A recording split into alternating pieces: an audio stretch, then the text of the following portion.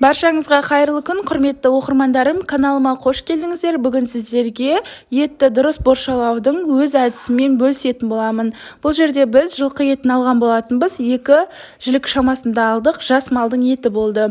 Видеоны соңына дейін қарап, каналыма тіркеліп, жанында қоңырау белгісін басып қойыңыздар. Қара кесек еттерін бөлек осындай үлкен ыдысқа алып алдым. Сіздерде керсен дейма, шара дейма, табақ дейма, қалай аталады?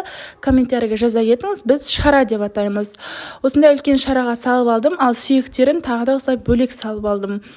Үлкен қара кесек етін осы күйінде қалдырмай, жаңағыдай ортасын ашып, бөліктерге бөліп, қазір көрсететін боламын. Бұл жерде қазыға салынатын қабырға сүйегінің еті, қабырғасын толықтай осылай пышақтың көмегімен алып бөліп аласыздар, ал қалған бөлігін біз жаңағыдай қазыға салатын боламыз, яғни ішекке тығатын боламыз.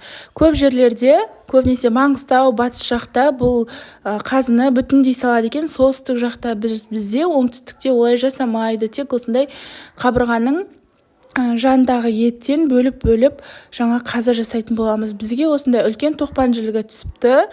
Жаңағыдай әдемі, ең жақсы сүйектердің бірі, бұрын атам айтушы еді, тоқпан жілік түссе жақсы деп. Жаңағы сорпаға май шығады, ет асқанда әдемі керемет жаңа еттердің бірі. Келесі кезекте ішектерді жуу әдісін айта кетейін. Салқын сумен 3-4 қарта қайтара, ішінде сыртында осылай алмастырып толықтай жуып алған болатынмын. Содан соң ішіне соданы, ас содасын, яғни ас содасы, тұз және де лимон суын қоссаңыздар болады. Мен бұл жерде лимон согын қолдандым, екеуінің де айырмашылығы жоқ. Лимон согынан 2 ас қасық қосып, осылай салқын суға 15 минутқа қалдырасыз. Сол кезде бетіндегі, ішіндегі шірішінің барлығы шығатын болады. Содан соң қайтадан 2-3 қайтара салқын сумен тап-таза етіп жуып аласыздар. Ішінің барлығы толықтай кетеді, сол кезде иісі де кетеді. Енді сіздерге етті боршалау әдісімен, осу әдісімен бөлісейін. Үлкен етті осылай тұздап қоймай, ағашқа ілінетіндей етіп, және де осындай ашылып, тұзы сіңімді болатындай етіп жасасаңыздар болады. Қазір келесі видеода да таза жаңағыдай толықтай көрсететін боламын. Ағашқа іліп қойсаңыздар да болады. Дәл ортасынан бөлесіздер, содан соң кішкене қиғашынан ішке қарай осылай бөліп шығасыздар. Міне көріп тұрсыздар, түбіне дейін бөліп тастамайсыздар, сәл қиғашынан осылай бөліп аласыздар. Содан соң тұзды жақсылап себемін.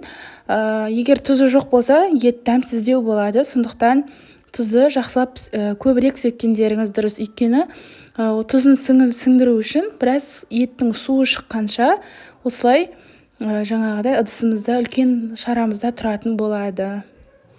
Бір жерлерде тегене, тегеш деп жатады. Енді әр жерде әрқалай атайды.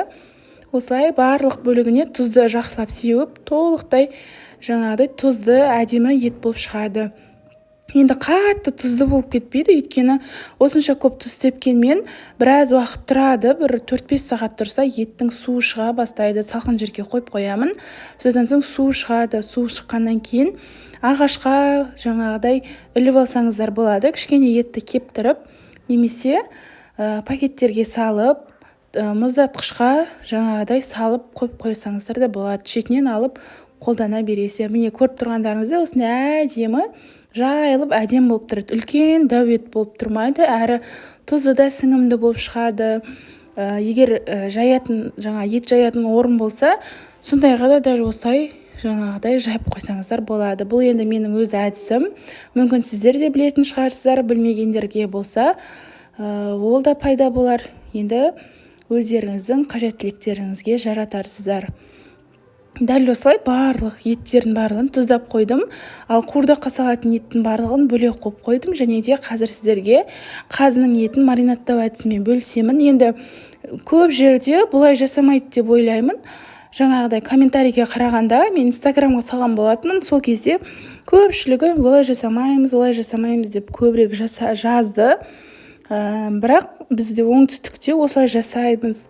Мына ет қабырғаның жанындағы майлы еті, жаңағыдай жалы деп жатады, сол жері.